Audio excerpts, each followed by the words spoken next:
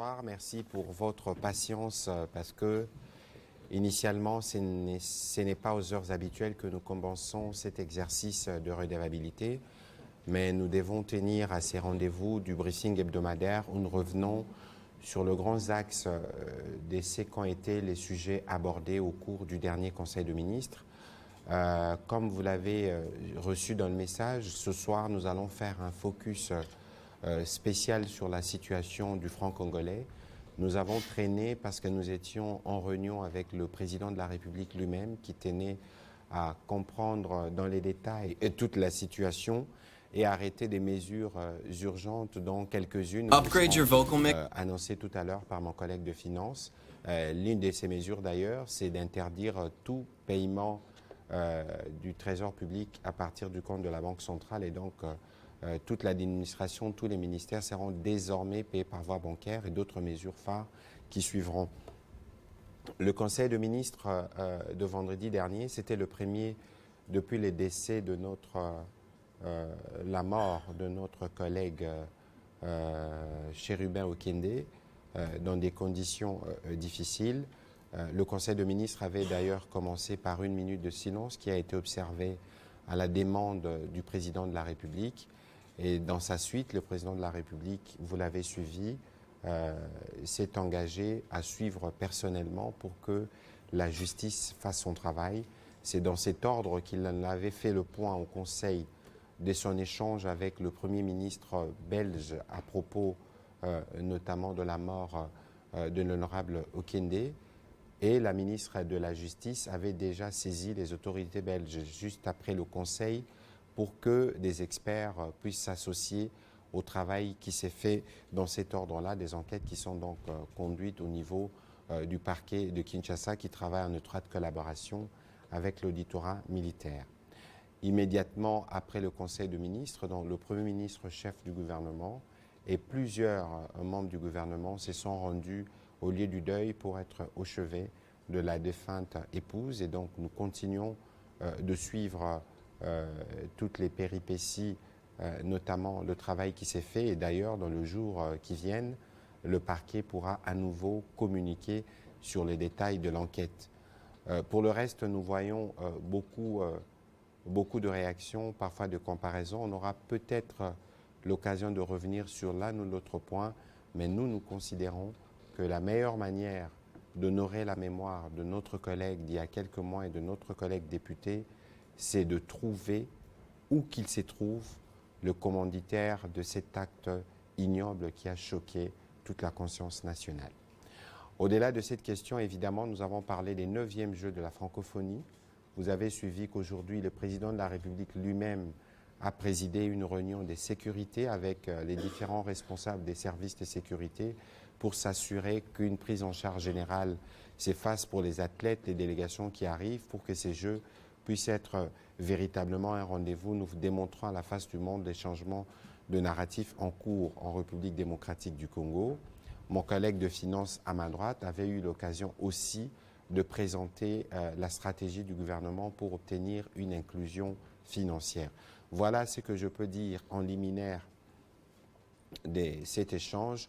Je voudrais donc passer la parole à mon collègue de finances pour qu'il puisse vous brosser les mesures phares qui venaient d'être prises au terme de la réunion tout à l'heure. Il va vous en expliquer les motivations et ensuite, il pourra peut-être glisser un mot sur la stratégie de l'inclusion, mais les sujets principaux qu'il développera sera sur le franc congolais.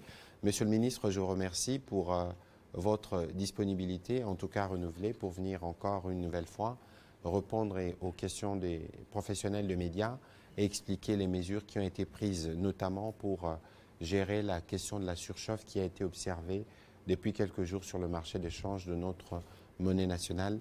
Monsieur le ministre, vous avez la parole. Merci bien, chers collègues. Effectivement, c'est la 2e fois depuis le début de cette année que nous assistons à une surchauffe sur le marché d'échange qui a une implication assez rapide, directe sur le marché des biens et services, donc sur l'inflation. Et donc, c'est dans ce contexte que le chef de l'État a tenu tout à l'heure une réunion de crise, si je peux dire, avec plusieurs responsables du gouvernement et du secteur économico-financier pour voir ensemble, faire le point sur les mesures en cours d'adoption ou adoptées. Alors, effectivement, il y a surchauffe. À un moment où le pays connaît une situation de réserve de change inédite, bien supérieure à 4 milliards de dollars, peut-être 5 milliards. Et donc, c'est une situation qui est contradictoire. La hausse des réserves de change devrait se traduire par une abondance de devises sur le marché et donc par une accalmie, disons, une stabilité sur le marché de change. On a eu des périodes où les réserves de change étaient beaucoup plus inférieures que cela et il y avait en même temps une certaine stabilité. Alors, qu'est-ce qui se passe? Et il faut réagir. Ce qui se passe, c'est qu'en même temps que les réserves de change se sont accrues, grâce aux résultats de l'économie, mais aussi en partie grâce aux apports du programme avec le FMI, notamment les décaissements d'appui à la balance des paiements, en même temps qu'on a eu cette évolution positive, on a eu cette année une forme de raréfaction des devises sur le marché de change, constatée un petit peu en janvier-février et puis tout récemment au début du mois de juillet. Cette rareté de devises peut avoir plusieurs sources. D'abord, c'est la hausse de la demande de devises. La hausse de la demande de devises qui peut être expliquée par plusieurs phénomènes. Le premier des phénomènes, c'est la tendance économique. Nous avons beaucoup d'investissements en cours. Et qui dit investissement dit importation. Qui dit importation dit besoin de devises. La deuxième, ça peut être lié à l'accroissement des liquidités en francs congolais. Et l'accroissement des liquidités en francs congolais doit être expliqué par l'un ou l'autre mécanisme. Ici, on a une situation où, lorsque l'on fait des paiements en francs congolais, eh bien, la tendance est de reporter, se traduire par une demande supplémentaire sur le marché des changes. Et donc, nous devons trouver rapidement, dans le cadre de la stabilisation, des mesures pour rééquilibrer tout cela. La bonne nouvelle d'abord, c'est que les finances publiques de notre pays ne sont pas en situation de dérapage. Nos dépenses publiques sont couvertes par les recettes publiques qui, malheureusement, ne sont pas aussi importantes que prévues, mais elles restent importantes. Au-delà des recettes propres, il y a bien entendu les obligations du Trésor, les bons du Trésor, ce qui s'appelle un financement sain, et aussi les appuis budgétaires qui, cette année, sont sensiblement importants. Donc, toutes les dépenses effectuées par le Trésor ont une couverture saine, une couverture qui n'est pas supposée être inflationniste. Il n'y a pas de planche à billets et il n'y en aura pas. Nous travaillons avec les ressources que nous mobilisons, soit à l'intérieur du pays, soit à l'extérieur. Et donc, ça, c'est déjà un point positif.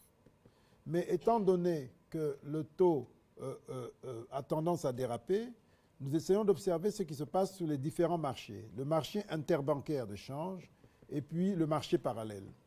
Sur le marché interbancaire, on constate qu'il y a une forme de raréfaction des devises alors que les recettes d'exportation, elles, ont plutôt augmenté. Vous savez, l'année dernière, on a produit 2,5 millions de tonnes de cuivre contre 1,8 million, 1,9 million l'année précédente. Donc tout ça devait se traduire par une augmentation sensible des dépôts bancaires en devises. Malheureusement, on constate que les dépôts bancaires en devises ne sont pas au même niveau que l'indique l'accroissement des recettes d'exportation. Donc nous travaillons avec la Banque centrale pour creuser et comprendre ce qui se passe. Et donc, et de l'autre côté, lorsque nous faisons des paiements en francs congolais, en dépit de l'équilibre, lorsqu'il y a une préférence, un signal de dépréciation du taux de change, eh bien les gens se déplacent, ils déplacent leur portefeuille de francs congolais à devises. Et ce déplacement de portefeuille de francs congolais à devises a pour conséquence d'exercer une pression sur le taux de change. Et ce sont tous ces phénomènes auxquels nous assistons aujourd'hui. Alors, quelles mesures nous avons prises concrètement? La première des mesures, c'est que la Banque centrale, qui aujourd'hui dispose de réserves importantes, a commencé à intervenir sur le marché des changes.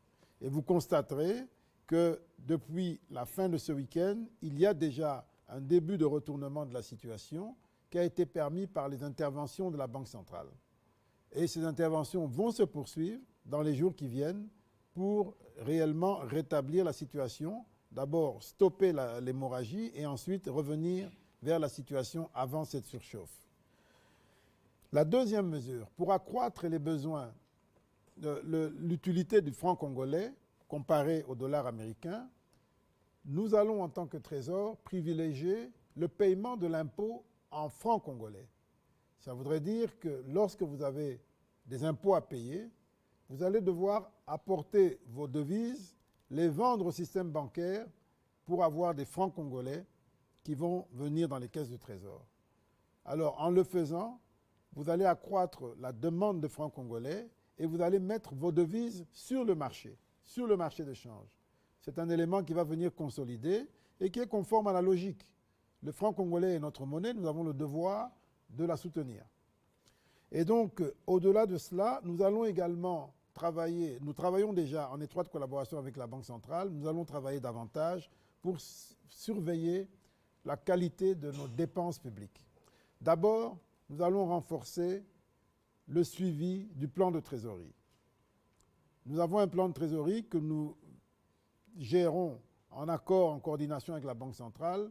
Nous allons accentuer ce contrôle, cette collaboration, pour avoir une plus grande visibilité sur l'offre et la demande des devises, sur l'offre et la demande des francs congolais.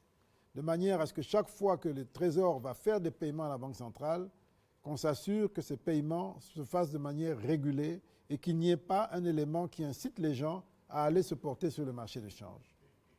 Et dans cette trésorerie, nous allons particulièrement veiller à ce que les dépenses en cash soient évitées ou limitées au strict minimum.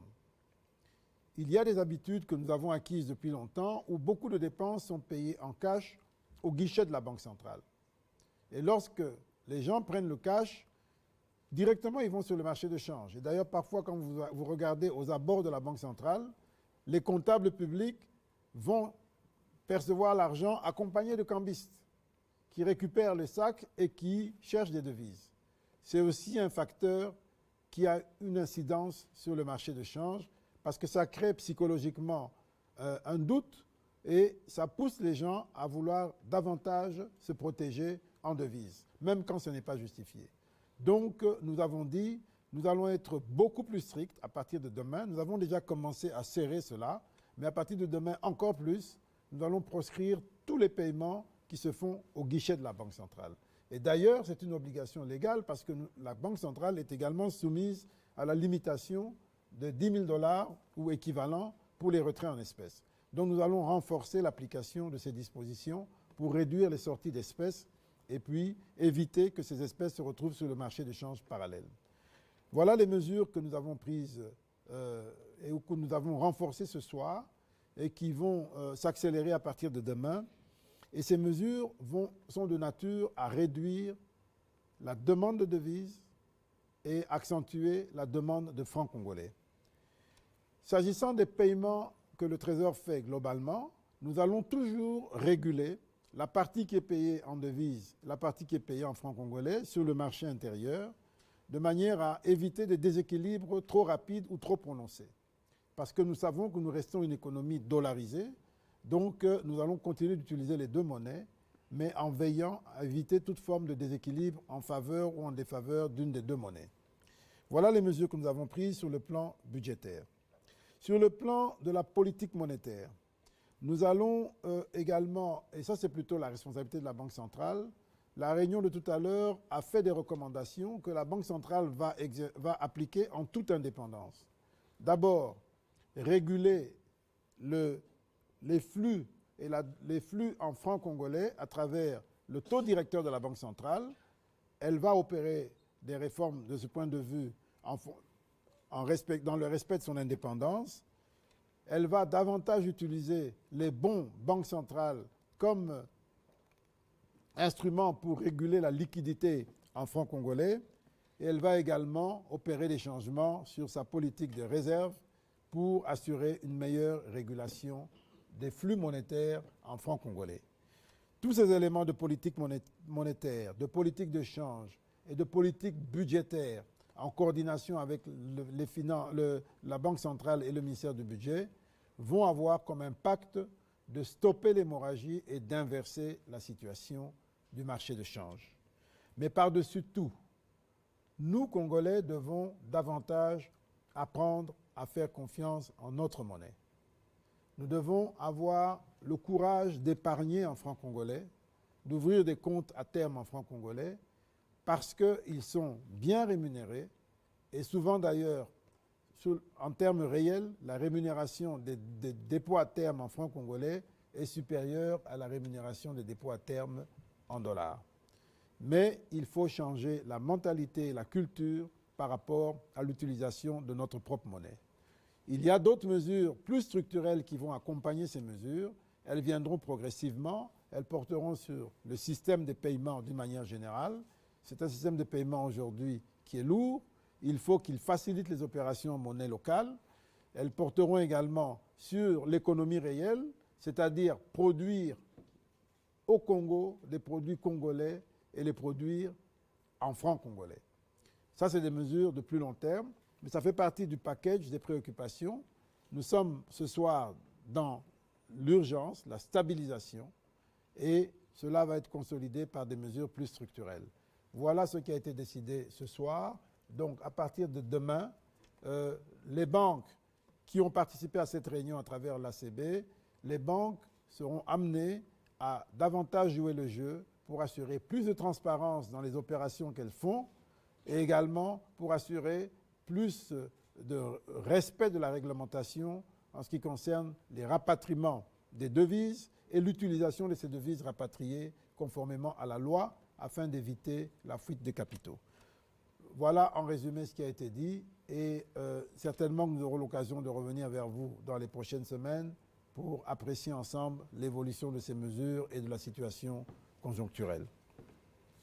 Je vous remercie.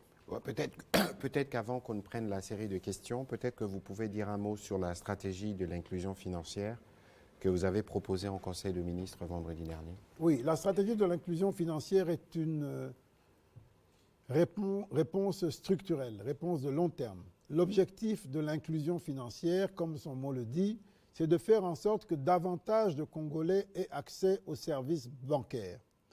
Quelques constats.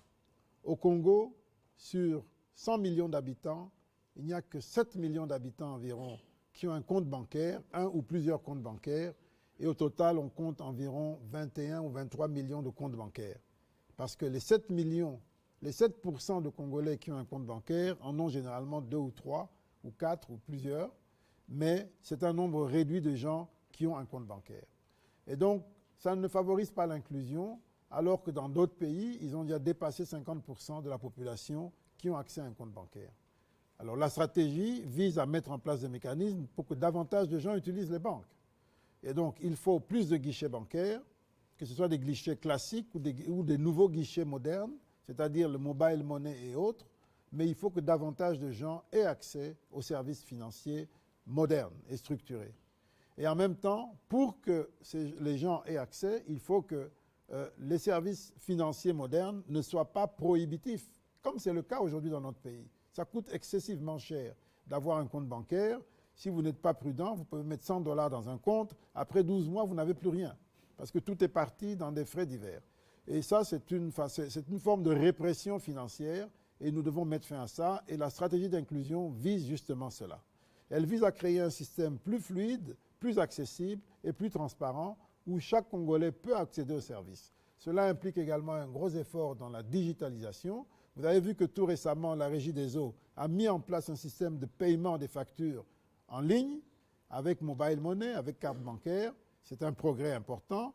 La SNEL est également sur le même pas. Bientôt, elle aura aussi son système.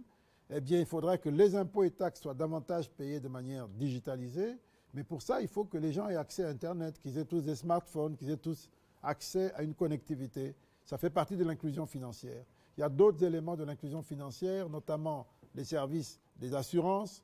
Nous avons, lorsque j'ai pris mes fonctions, on était à peine à 120, 140 millions de dollars de primes d'assurance payées dans ce pays. Aujourd'hui, on a plus que doublé parce qu'on vient de dépasser les 300 millions, mais ça reste toujours moins de 0,5% du PIB, alors que la moyenne africaine se rapproche de 3% du PIB. Donc si on était au niveau de la moyenne africaine pour les primes d'assurance, nos sociétés d'assurance feraient un chiffre d'affaires consolidé de plus de 2 milliards de dollars. 2 milliards de dollars, c'est autant ou peut-être un peu plus que la téléphonie cellulaire. Vous savez combien de gens la téléphonie cellulaire emploie. Vous savez combien d'impôts ce secteur paye. Donc les assurances au Congo devraient avoir une part plus importante dans l'économie en termes d'emploi, en termes de contribution à l'impôt et en termes de solidification de l'économie. Apporter l'assurance, apporter, disons, une prévisibilité pour les agents économiques. Donc ça fait partie de l'inclusion financière. Et plus que tout, si nous étions réellement à 2 milliards de dollars pour le secteur des assurances, ça voudrait dire que ce serait 2 milliards d'argent d'épargne que les banques pourraient réinvestir, prêter aux entreprises, financer des projets de logements sociaux et autres. Et donc nous manquons ça parce que l'inclusion financière n'est pas arrivée à son terme, mais nous y travaillons. Je vous ai dit qu'entre 2021 et 2023, nous sommes passés de 120 millions à plus de 300 millions. Notre objectif, c'est de dépasser le milliard. Et normalement, on devrait être au moins à 2 milliards. Et nous travaillons pour traquer la fraude, les gens qui payent des assurances mais à l'étranger sans les déclarer, alors que dans tous les pays au monde, lorsqu'on paye des primes d'assurance, ça doit rester dans le pays et ça doit financer l'économie du pays. Donc, c'est autant d'éléments de la stratégie d'inclusion financière. Il y en a d'autres, mais je ne vais pas les reprendre tous. Tout ça, c'est pour faire en sorte qu'il y ait plus d'offres de crédit à l'économie et que l'économie puisse davantage fonctionner et s'appuyer sur un système financier solide et efficace. Voilà, je m'arrête là. S'il y a d'autres questions, j'y reviendrai. Voilà, Monsieur le Ministre, merci pour vos mots introductifs. On va ouvrir la série des questions pour pouvoir apporter des éléments d'éclaircissement. On va commencer par Romain Sumbula.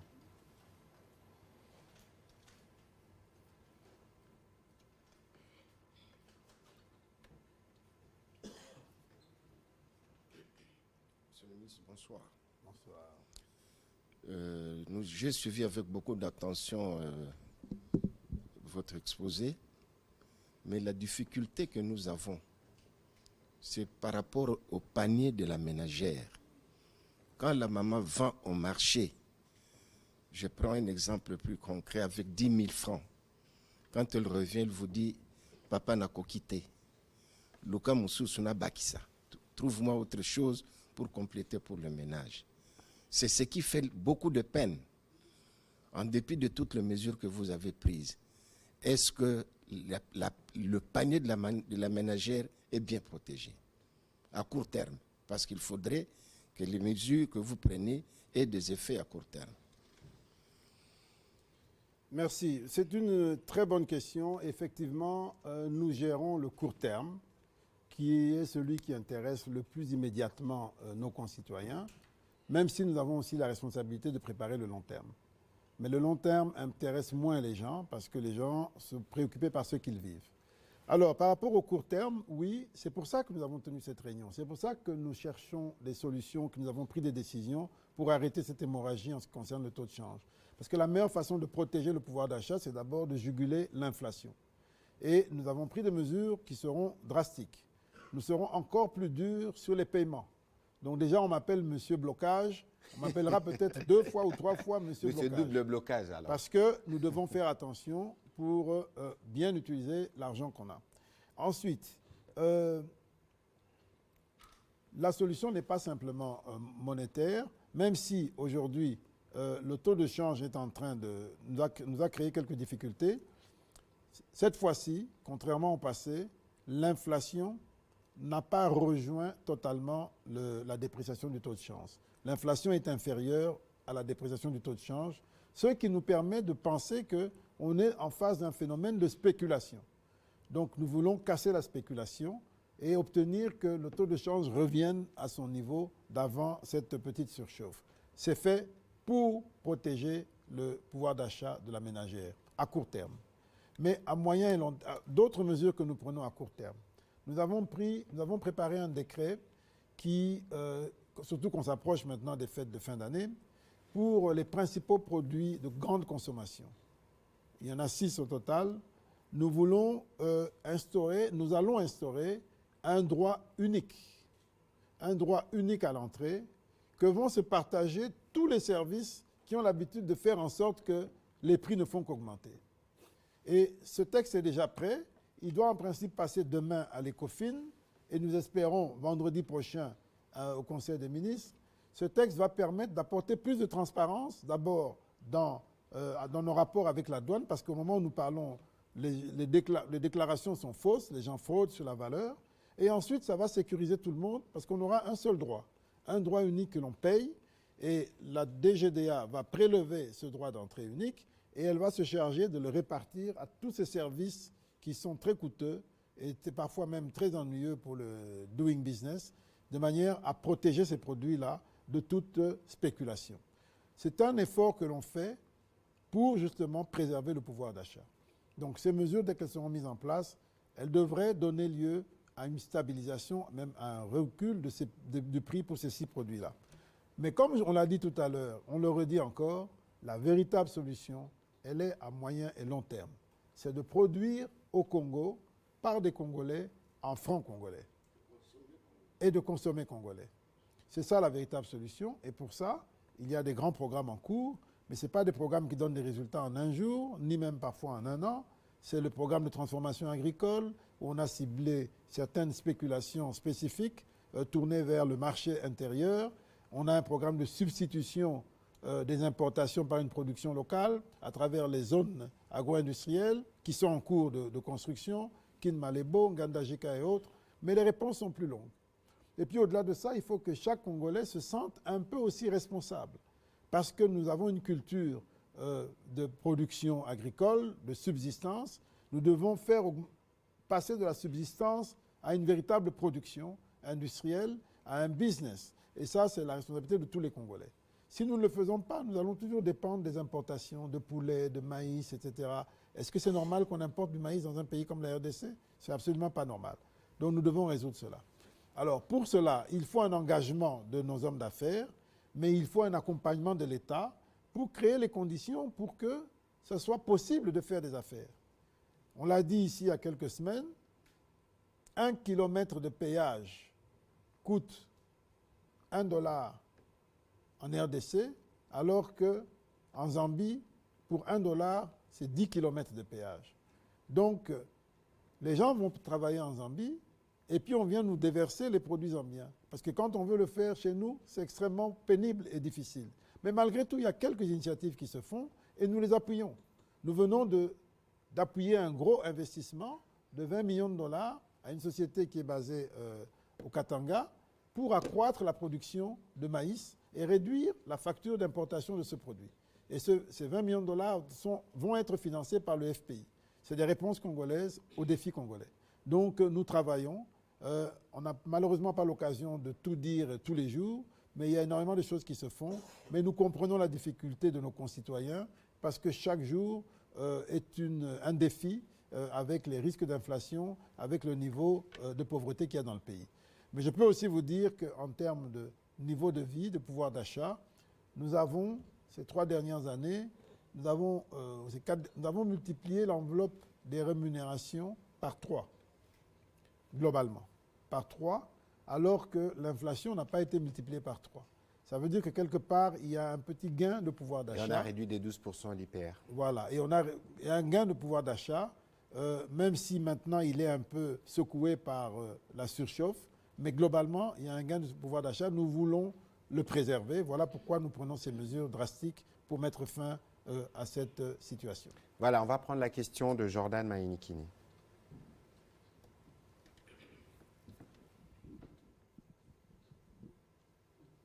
Voilà, merci pour la parole. Des questions au ministre des Finances, M. Nicolas Kazadi. Alors la première, c'est déjà, depuis le début de l'année, la Banque centrale a déjà injecté sur les marchés d'échange plus de $100 millions, alors que vous venez de dire que nous avons un matériel financier de plus de 4 milliards, vous avez même dit 5 milliards des réserves d'échange. Alors la question que je me pose, pourquoi on n'injecte pas ces devises sur terrain pour que ça soit utilisé? Et puis une autre question, qu'est-ce qui empêche, monsieur le ministre, le gouvernement congolais à obliger les cambistes congolais d'avoir des bureaux d'échange comme nous voyons dans d'autres pays du monde? Parce qu'ici, c'est tout le monde qui prend sa craie et puis écrit son taux comme bon lui semble. Alors, j'aimerais que vous puissiez nous expliquer ce qui justifie. Ce sont de très bonnes questions, excellentes questions. La première, pourquoi on n'utilise pas nos réserves pour stabiliser le taux? C'est ce qu'on est en train de faire. Seulement, il faut être très prudent. Parce que si on ne touche pas suffisamment les causes structurelles de la dépréciation du taux de change, on court le risque de brûler toutes nos réserves sans nécessairement atteindre les résultats. Ou l'atteindre de manière momentanée et puis la situation reprend et vous n'avez plus de réserves. Donc il faut le faire avec beaucoup de prudence et de sagesse. Et pour ça, il faut identifier les causes structurelles et jouer sur ces causes structurelles-là. À ce moment-là, l'intervention a du sens parce qu'elle est ponctuelle, elle est là pour rétablir et puis la vie continue. Mais si on le fait aveuglément, en laissant de côté les causes structurelles, eh bien on va le faire pendant un temps, mais limité. Et même nos 5 milliards vont disparaître en quelques semaines et puis on n'aura plus rien. Voilà pourquoi on le fait avec beaucoup de prudence. Et c'est ce qu'on fait, c'est la raison des réunions que nous tenons tous les jours. On en a eu plusieurs et la dernière ce soir avec le chef de l'État, c'était justement pour faire la synthèse de toutes les réunions qui ont précédé et puis faire le point des décisions qui ont été prises ou qui sont en train d'être prises. Donc voilà un petit peu la question. Pour ce qui est des cambistes, oui, le marché parallèle est un marché extrêmement difficile parce qu'il n'est pas maîtrisable. Alors, normalement, les bureaux de change sont censés être enregistrés à la Banque centrale, mais beaucoup ne le sont pas. Et normalement, si vous n'êtes pas enregistré directement à la Banque centrale, vous devez travailler sous le couvert d'un bureau qui est enregistré. Donc le contrôle des bureaux de change est un petit peu problématique. C'est l'histoire de ce pays où tout est quasiment informel et dans la rue. Et c'est un défi que nous avons. Et en même temps, ces bureaux de change ne sont pas soumis à la limitation dans la mobilisation d'espèces. La limitation de 10 000 $. Ils peuvent brasser des milliers de dollars, des millions de dollars. Ils ont cette spécificité-là. Et donc ça devient une aubaine où les opérations se déplacent du secteur formel avec les banques vers les bureaux de change qui permet un peu ce genre de transaction. Et donc c'est toutes ces questions qu'on a examinées encore ce soir. Et donc comme j'ai dit l'essentiel des mesures, mais la question des bureaux de change est également à l'examen. Et la Banque centrale va certainement venir dans les jours qui viennent avec d'autres propositions pour mieux réglementer, mieux contrôler les bureaux de change, de manière à ce qu'ils ne deviennent pas un problème, mais au contraire qu'ils soient une solution. En attendant, la Banque centrale a pris la décision d'intervenir, pas seulement avec les banques, mais également avec les bureaux de change. Mais pour ça, il faut qu'ils soient bien organisés, pour éviter que ce soit juste un canal pour récupérer l'argent de la Banque centrale et puis le faire fuir ou bien l'utiliser à d'autres fins. Ce sont tous ces éléments que nous regardons et nous avons besoin que vous tous, surtout vous, la presse, que vous soyez bien informés sur ces questions. Et je me réjouis de la qualité de votre question pour qu'ensemble nous puissions identifier les vrais problèmes et pousser au changement positif que nous recherchons. Très bien. Alors, on va prendre la question de José Babia.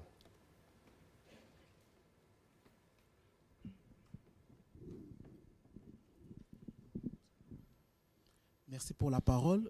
Monsieur le ministre Patrick Mouyaya, une question d'actualité. Je reviens, c'est à propos du décès du député national Chérubert Okende. Monsieur le ministre, d'aucuns pensent que cet assassinat est similaire à celui de Floribert Chebeya pour l'attribuer au gouvernement ou au régime actuel. Quelle est votre réaction? Écoutez, depuis l'annonce de ces tristes nouvelles, nous, comme gouvernement, notre devoir principal, c'est d'assurer la sécurité des Congolais. Et nous vous expliquions il y a quelques jours avec le ministre de l'Intérieur sur ces mêmes plateaux les mesures que nous prenions. Parce que ça fait plusieurs mois que nous avons observé, parce que nous avons des différents rapports, plusieurs poches d'insécurité. Vous avez suivi ici, on parlait de vente d'organes, mais on n'en a jamais vu un seul cas qui a été présenté. On a parlé de kidnapping. Il y a un contexte général où on veut s'aimer le chaos, où on veut perturber tout ce qui se prépare, notamment les Jeux de la francophonie, encore aussi en fin d'année les élections. Et donc nous, comme gouvernement, nous considérons que l'assassinat de notre collègue au gouvernement est un acte grave qui porte atteinte même à tous les symboles de la République. C'était un député national, il était ministre il y a quelques mois. Mais en même temps, autant nous sommes, nous, dans une posture où nous voulons évidemment travailler à faire toute la lumière sur cet incident, en même temps, nous avons noté quand même ce que je considère comme un peu indécent. Je ne voudrais pas aller citer des noms, mais certaines réactions que nous avions vues qui tendent à désigner les coupables alors que le mystère est entier. Ce n'est pas ici qu'on va parler des éléments de l'enquête parce que nous n'en avons pas. Nous avons observé que beaucoup sur les réseaux sociaux deviennent des enquêteurs. Je pense que dans l'esprit du gouvernement, tous ceux qui ont des éléments pouvant contribuer à la manifestation de la vérité peuvent se présenter au parquet ou à l'auditorat où les enquêtes sont menées pour apporter les éléments qui peuvent nous aider à démêler ces puzzles. Parce qu'aujourd'hui, beaucoup de choses ont été dites, mais personne ne peut vous dire avec certitude comment les événements se sont passés. Et donc, nous ne voulons pas aller là-bas, nous voulons, nous, aller vers des enquêtes qui nous permettront de faire éclater la vérité pour que soient punis avec la plus grande rigueur ceux qui ont commis cet acte. Alors, bon, dans la foulée, il y a évidemment certains qui, je reviens sur le mot indécence, ne se mettent pas à la place de la famille qui a été touchée, à la place de nous, ses collègues au niveau du gouvernement ou des collègues au niveau de l'Assemblée provinciale, pour penser pouvoir tirer des dividendes politiques d'une situation qui est aussi dramatique et qui nous affecte. Vous avez vu par exemple que le jour de sa mort, le président de la République a annulé les activités prévues ce jour-là. Le Premier ministre aussi, et on s'est réunis dans l'urgence. Et au moment où nous vous parlons, il y a une enquête en cours au niveau du parquet, le parquet qui travaille avec l'auditorat militaire, le parquet qui a recueilli les éléments de la police, notamment la police scientifique qui était sur terrain. Tous les services sont mobilisés. Ceux qui doivent nous appuyer, tel que le président de la République l'avait dit au dernier Conseil de ministres, ont été déjà saisis pour que rapidement nous puissions apporter des réponses. Et de ces points de vue, le parquet pourra faire de communication sur le contenu de l'enquête, tout au moins ce qui peut être communiqué. Et donc, ici, c'est d'inviter les uns les autres, justement, à éviter de vouloir faire la politique, la récupération politicienne, là où il ne faut pas. Alors, parce que vous avez évoqué la mort un triste souvenir, parce que je me souviens que c'était le 2 juin 2010, si ma mémoire est bonne, j'étais au gouvernement, à l'époque du Premier ministre Adolphe Musito, et cette question, nous l'avons gérée avec le vice-premier ministre Loumanou, à l'époque de l'Intérieur. Vous ne pouvez pas faire de comparaison, si ce n'est la mort pour les deux. Floribert Chebeya a été invité dans les locaux de la police pour être entendu. Et nous connaissons la suite parce qu'il y a eu des enquêtes qui ont établi des responsabilités. Pour ce qui concerne notre regretté collègue, personne ne peut infirmer ou affirmer la thèse qui a été répandue. Il y a des gens qui ont dit, qui ont parlé, qui ont fait des annonces, il y a eu kidnapping, il y a eu cela. Mais toutes ces choses nécessitent aujourd'hui d'être minutieusement traitées au niveau des parquets pour qu'on puisse nous apporter la lumière. Et donc, je range ceux qui font cette comparaison dans la suite de ceux qui pensent pouvoir tirer des dividendes politiques de ces drames qui nous touchent tous. Et donc, je suis désolé, mais c'est aussi une forme d'indécence de vouloir très vite aller dans des conclusions, de vouloir coller des comparaisons, des situations qui sont totalement différentes, dans des contextes qui sont totalement différents et des deux hommes qui avaient des profils totalement différents. Donc, je crois que je ne voudrais pas m'étendre sur le sujet, mais nous, comme gouvernement, nous faisons de notre mieux et le président de la République a donné des instructions fermes à ces sujets pour que tous les services de l'État puissent se mobiliser pour que nous puissions donner une réponse aux Congolais sur les circonstances de la disparition de notre collègue, mais qu'en plus de cela, vous avez vu le président de la République tenir une réunion de sécurité aujourd'hui pour s'assurer que des dispositions sont prises pour renforcer la sécurité et éviter que ceux qui pensent que par le chaos, ils peuvent freiner l'élan dans lequel nous sommes, puissent être dissuadés. Et pour cela, nous comptons sur la collaboration de tous les Congolais.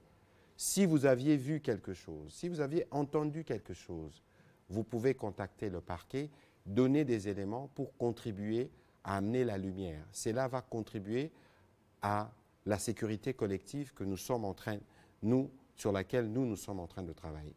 Peut-être que, collègues, vous avez été comme moi aussi touchés par ce qui s'est passé. Nous sommes encore tous sous le choc. Et je ne sais pas qu'est-ce que vous pouvez... Non, je crois que tout a été dit. Je crois que ce qui est en train de se passer est à la fois extrêmement douloureux parce que Chérubin Okende, nous l'avons côtoyé. On a été de bons camarades au gouvernement. C'était quelqu'un de très affable. Et donc, nous sommes très touchés, très peinés par ce qui est arrivé. Mais ce qui est inacceptable, c'est qu'il devienne une marchandise politique. Et ça, c'est un manque total de respect de sa mémoire et de respect pour sa famille. Comme vient de le dire le ministre Patrick Mouyaya, la moindre des choses dans ce genre de circonstances, c'est d'abord de faire preuve de retenue. De retenue, c'est un temps de recueillement, un temps de deuil, et ce n'est pas de se lancer dans des accusations farfelues et politiciennes, qui d'ailleurs souvent essayent de cacher les véritables responsabilités. Vous savez, dans nos familles, parfois celui qui pleure le plus, quand on va gratter Yendendoki, tout ça, mais Yentazarol et la Mingi, c'est des choses qu'on connaît, mais bon, bref, je n'entre pas là-dedans. Je trouve simplement que c'est abject et ça n'honore pas notre pays. Ça n'honore pas notre pays. Ce qui est en train de se passer, comme l'a dit Patrick Mouyaya, c'est une tentative d'installer le chaos, c'est la stratégie du chaos. Cette stratégie du chaos, ce n'est pas un phénomène nouveau.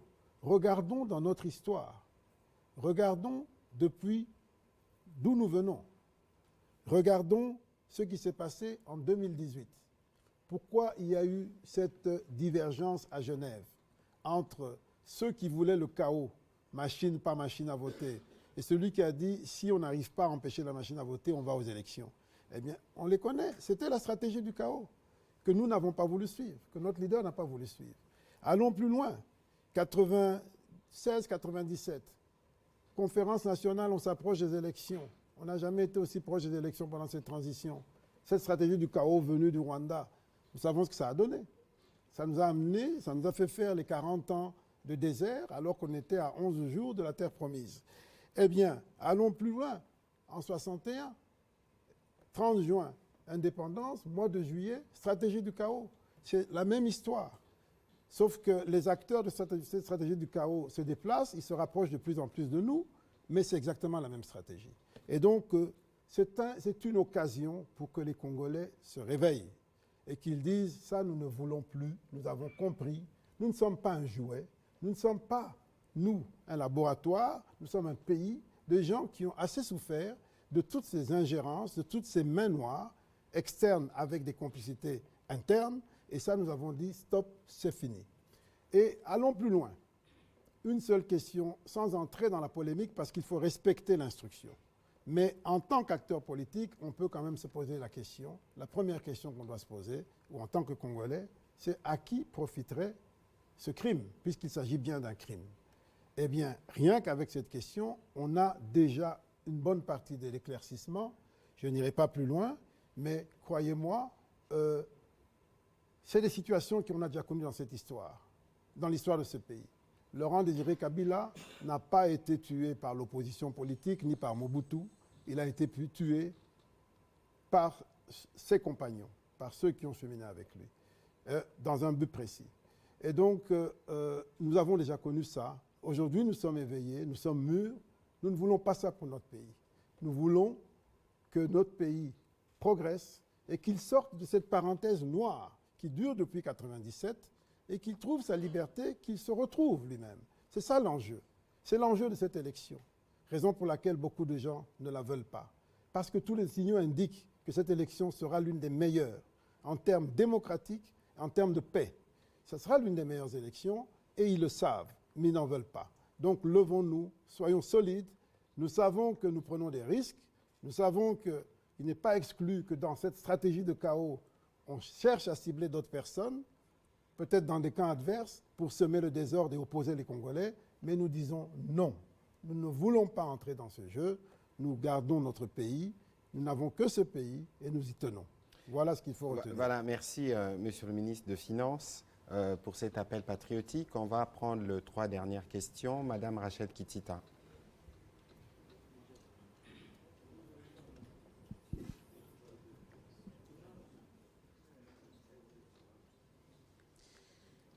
Merci beaucoup, Monsieur le ministre, porte-parole du gouvernement, pour la parole. Une toute petite question. Alors, en rapport avec l'insécurité dans la ville de Kinshasa, les Kinois pensent que sur terrain, concrètement, rien n'est fait finalement pour dissuader les kidnappeurs et tous les Koulouna. Il y a près de 2 semaines, à Kinshasa, le gouvernement provincial s'était réuni.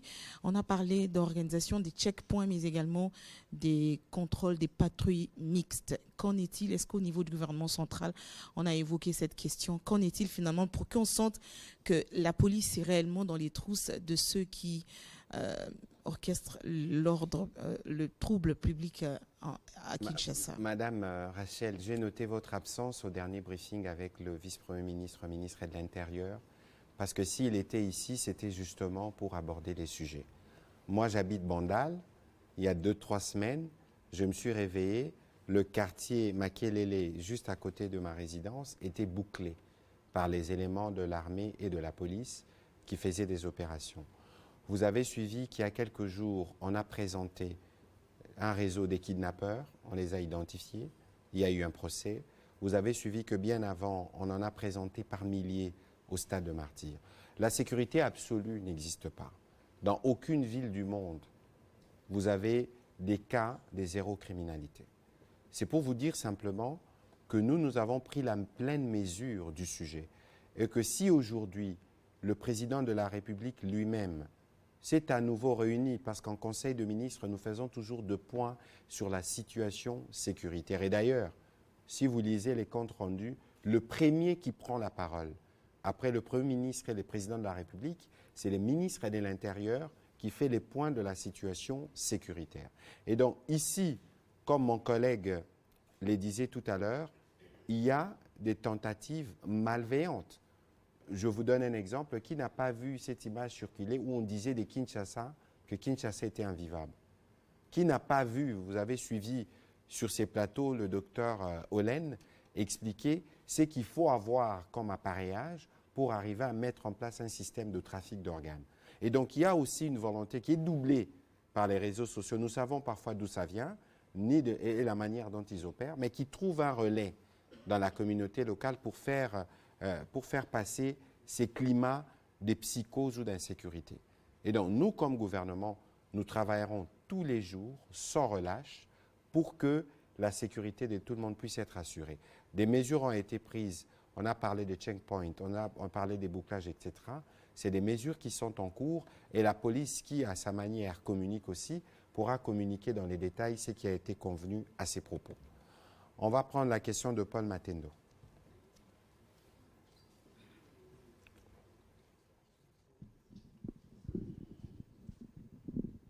Merci beaucoup, Monsieur le ministre Patrick Mouyaya. Juste une petite question pour le ministre des Finances. Je vous ai très bien suivi, vous avez parlé de l'inclusion financière. Vous avez dit que la volonté du gouvernement est que tout le monde ait accès à un compte bancaire. Vous avez même parlé de smartphone. Du coup, je me pose la question de savoir, est-ce que vous parlez des centres urbains, c'est-à-dire Kinshasa, Lubumbashi, Kikwit, Matadi, Kenge, où on connaît ce qu'on appelle les smartphones. Mais quand vous allez dans la profondeur de ce pays, il y a des parents qui n'ont jamais vu un téléphone. Comment vous faites pour que ces parents aient accès à un compte bancaire? Quelle est la stratégie mise en place par le gouvernement pour que tout le monde, pour que cette inclusion financière soit quelque chose d'effectif? Merci. Effectif. Eh bien, c'est un processus. Très bonne question, mais c'est un processus. À l'heure actuelle, nous avons plus de 43 millions, je crois, de détenteurs de téléphones mobiles. Et donc, ces téléphones, qu'ils soient smartphones ou pas, permettent de faire des opérations financières grâce à cet appareil. Et donc, on est dans un progrès. Et il faut à la fois qu'il y ait accès à Internet et puis accès au téléphone. Eh bien, nous n'avons pas toujours eu 43 millions. On avait beaucoup moins il y a longtemps. Et donc, ça évolue. Ce qu'il faut, c'est poursuivre et tout faire pour que la connectivité soit partout où elle est. C'est l'inclusion numérique. Et puis que l'accès au téléphone soit de plus en plus démocratique. Et toutes les politiques que nous faisons vont dans ce sens-là. Et donc, nous progressons. Nous travaillons beaucoup avec les compagnies de téléphonie cellulaire parce qu'aujourd'hui, c'est eux, c'est le secteur privé qui porte cette inclusion numérique. Et avec le système financier aussi. Aujourd'hui, avoir des guichets bancaires à l'intérieur du pays est extrêmement coûteux. Donc, eux également ont un grand intérêt à développer la présence du numérique. Chaque jour, je reçois dans mon bureau des compagnies de téléphonie cellulaire qui viennent me poser leurs problèmes et qui viennent demander notre appui, notre assistance, parce qu'ils veulent développer des nouveaux points d'accès au téléphone, à Internet. Et nous les accompagnons avec une grande attention parce que l'inclusion numérique est une priorité du chef de l'État, une priorité pour le pays. Et donc, c'est un peu ce qui est en train d'être fait. Et tout ça est en train d'apporter le changement. Ce dont il est question maintenant, c'est d'accélérer ce changement parce que quand ça ne va pas assez vite, même quand ça progresse, on a l'impression que ça ne progresse pas ou que ça recule. Alors, il faut donc accélérer. Voilà, on va terminer avec les questions d'Éric Izami et Serge Tseka. Bon, Gilbert, avancez. Comme ça, vous allez poser votre question. Merci. Merci pour la parole, Monsieur le ministre. On les prend en série, s'il vous plaît. Nous aurons, je crois qu'on pourra avoir un briefing demain au stade de Martyrs pour parler francophonie. Et peut-être qu'à l'occasion, ceux qui auront des questions pendantes pourront les poser demain. Merci pour la parole, Monsieur le ministre. Serge posera la question en anglais. Alors, je commence par saluer le fait que vous tous, membres du gouvernement, quand vous passez, vous dénoncez un fait, les nuancologues.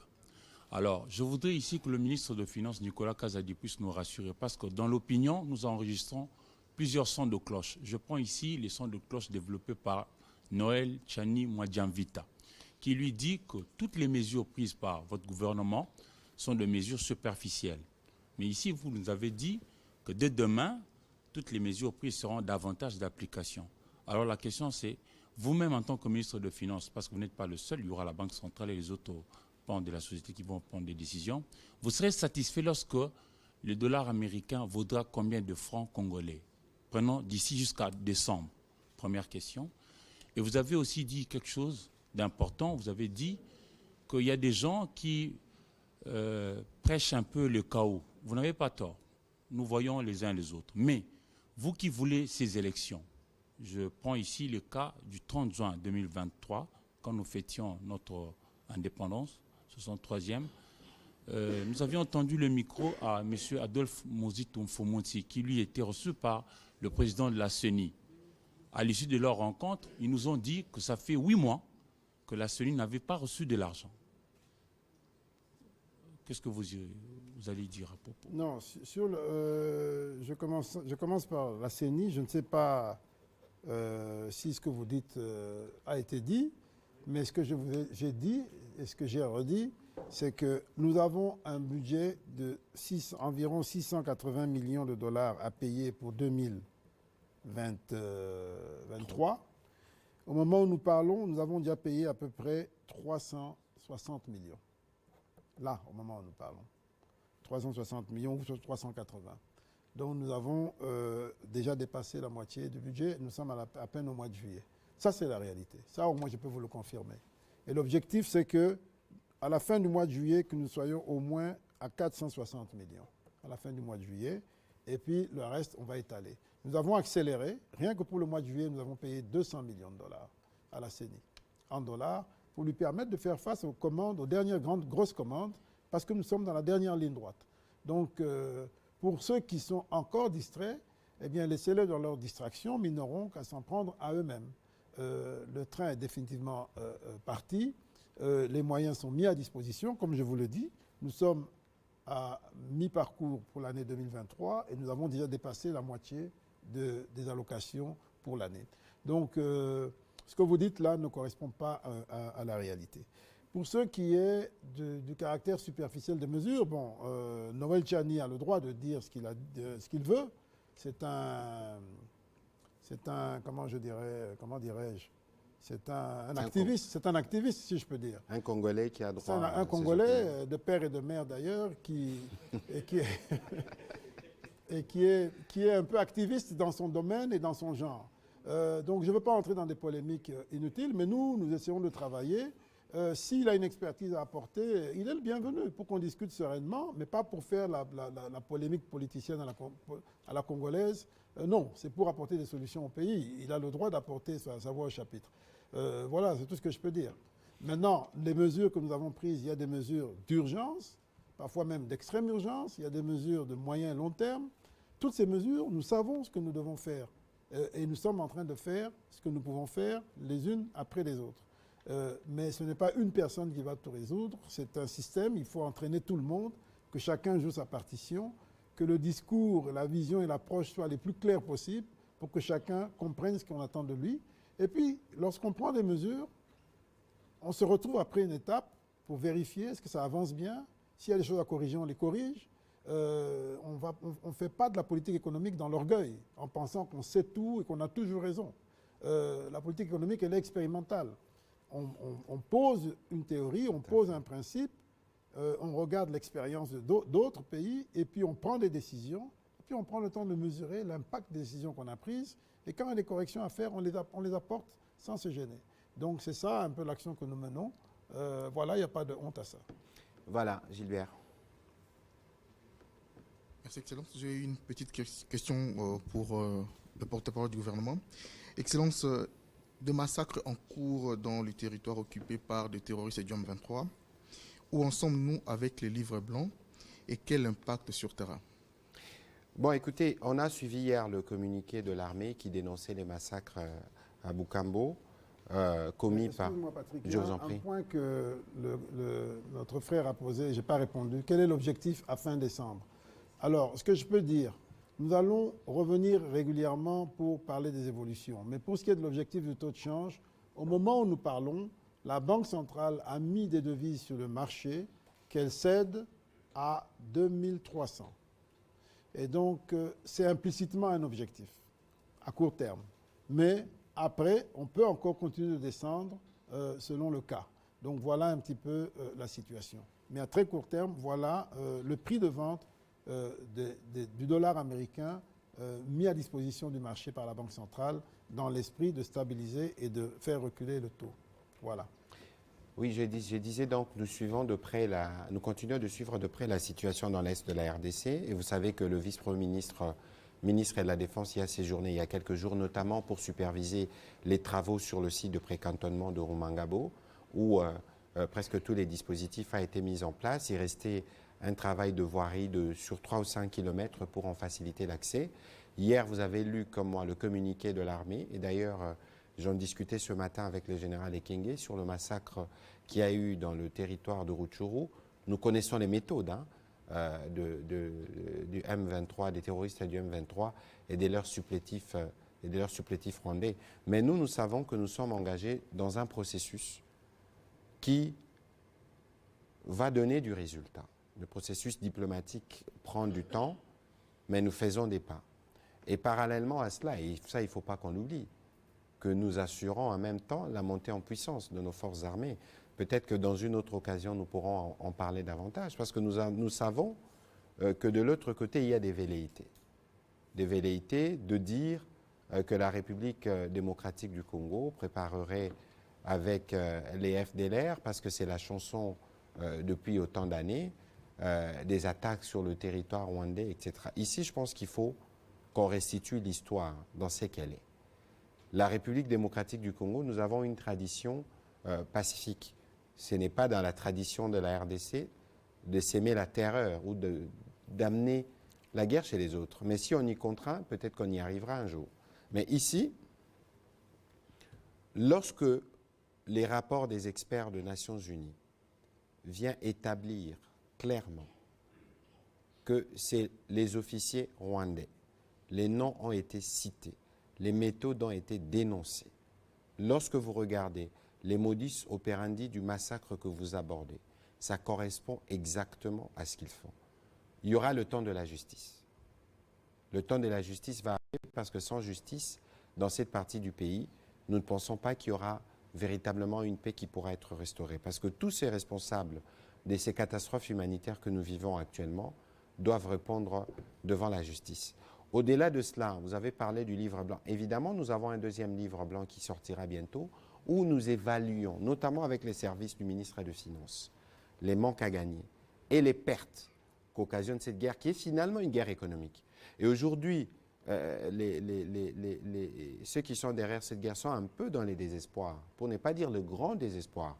Parce que parallèlement aux efforts que nous faisons, je vous parle du front médiatique, je vous parle du front diplomatique, je vous parle du front militaire, mon collègue peut vous parler du front économique.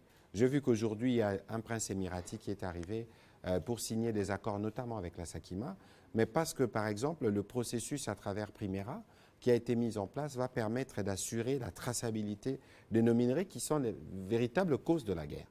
Et donc, nous allons continuer à travailler dans les cadres du processus diplomatique.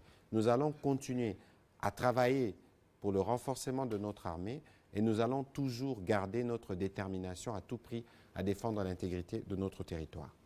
Alors, on va prendre la dernière question avec Serge Nseka. Merci, Ndeko ministre des Finances.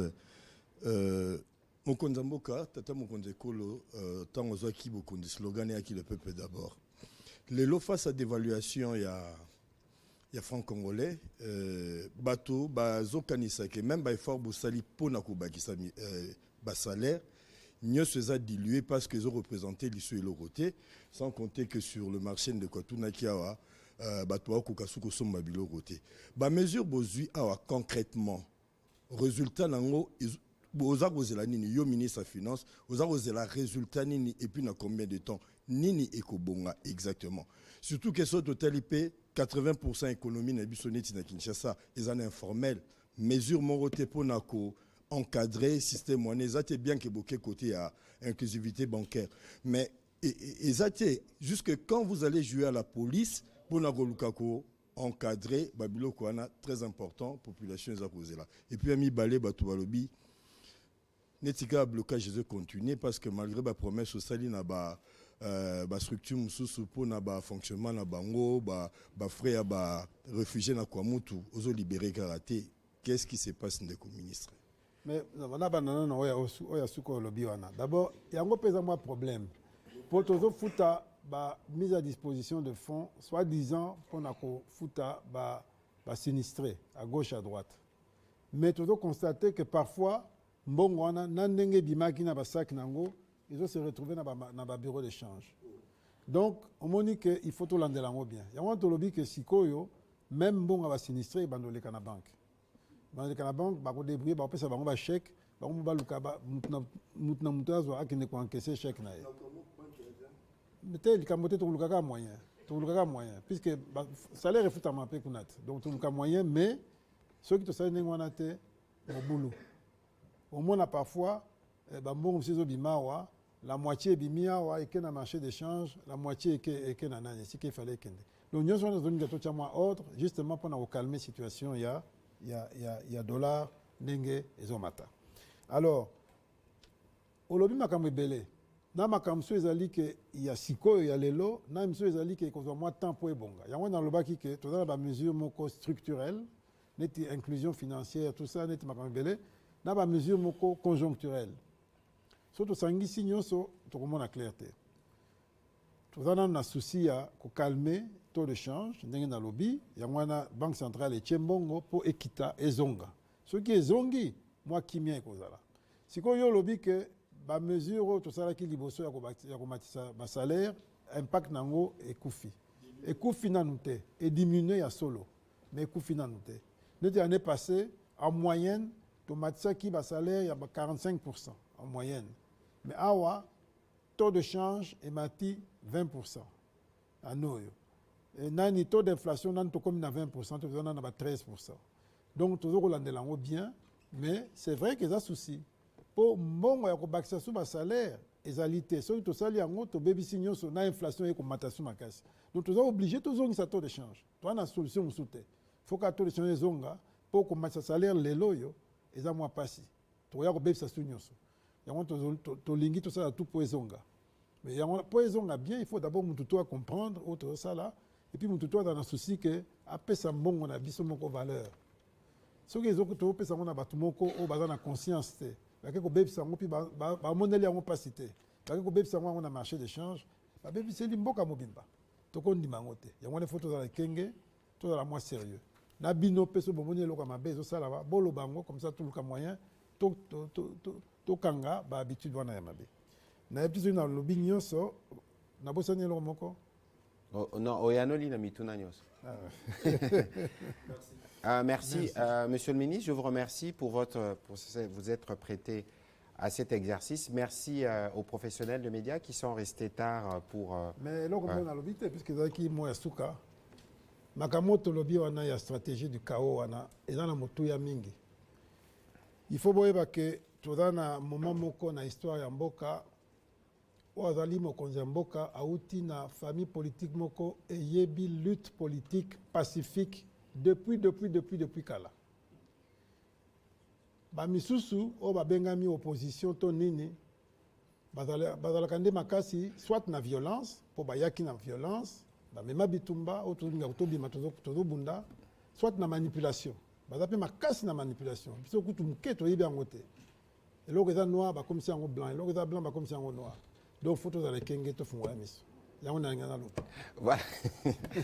Merci beaucoup, Monsieur le ministre des Finances. Effectivement, cette interpellation vaut la peine parce que la démocratie doit être consolidée et parce qu'on ne peut pas laisser la psychose prendre place à Kinshasa.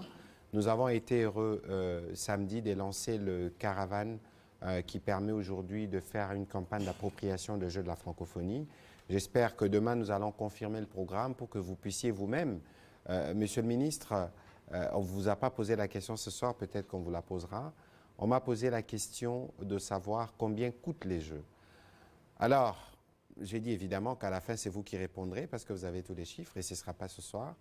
Mais il y a... On fera un livre blanc. On fera un livre blanc. Mais il y a quelque chose d'important que tout le monde doit noter avec ces jeux. D'abord, pour nous, c'est les jeux de l'espoir. Donc, malgré toutes les difficultés que nous avons, nous allons démontrer, en tout cas à la face du monde, notre capacité d'accueil. La deuxième chose, c'est ce qu'on appelle en anglais legacy. Depuis 1960, on n'a pas autant construit des infrastructures sportives. Ça veut dire que les Jeux vont durer 10 jours. Moi, je suis mécène de la Fédération de basket. Nous négocions avec les lycées français pour avoir accès au terrain de l'école couvert pour permettre à l'équipe nationale de s'entraîner. Mais aujourd'hui, l'équipe nationale va disposer, je ne parle même pas de l'aréna qui est déjà en cours de construction, mais va disposer des infrastructures sportives. J'ai rencontré un joueur qui me dit « j'ai envie de retourner à l'équipe nationale parce qu'avec ces infrastructures, ça nous motive ». Ce n'est pas seulement cela, mais c'est des infrastructures qui vont permettre d'assurer les logements. Nos étudiants, après les départs des athlètes, pourront bénéficier des homes modernes, totalement rénovés. Il n'y a pas de prix, justement, lorsqu'on donne une réponse à des problèmes des jeunes.